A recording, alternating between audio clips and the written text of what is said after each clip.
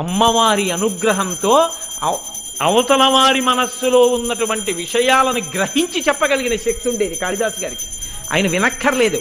అది ఆయన శక్తి అంటే. మీకు నేను ఒక విషయాన్ని మనవి చేస్తాను. ఆ సంతోషానికి కాళిదాస్ ఒకడు ప్రకాశిస్తున్నాడంటే ఏడిచేవాళ్ళు చాలామంది ఉంటారు లోకంలో. కాబట్టి అయ్యో వాడేం చేస్తున్నాడు, పోనీ మనం చేద్దామని ఉండదు, వాడిని ఎలా పాడు చేద్దామని చూసేవాళ్ళు ఎక్కువ.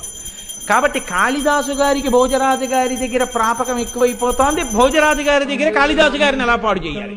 నేను ఆయన దగ్గరికి వెళ్ళి అన్నారు, మీకు తెలియని విషయం కాదు, ఆయన సానివాడలకు తిరుగుతూ ఉంటాడు. ఇప్పుడు కొత్తగా చేపలు కూడా తింటున్నాడు మహాప్రభు అంటే ఈ మాట చెప్పగానే ఒకటి భోజరాజుకి తెలుసు. కాబట్టి చేపలు కూడా తింటున్నాడు బ్రాహ్మణుడయ్యుండి అంటే శిక్ష వేస్తాడనుకుని చెప్పారు. భోజరాజు నవ్వి అన్నారు, ఈ మాట చేపలు కొనుక్కెడుతుండగా కాళిదాసును పట్టుకుని తీసుకురండి శిక్షేస్తానన్నారు.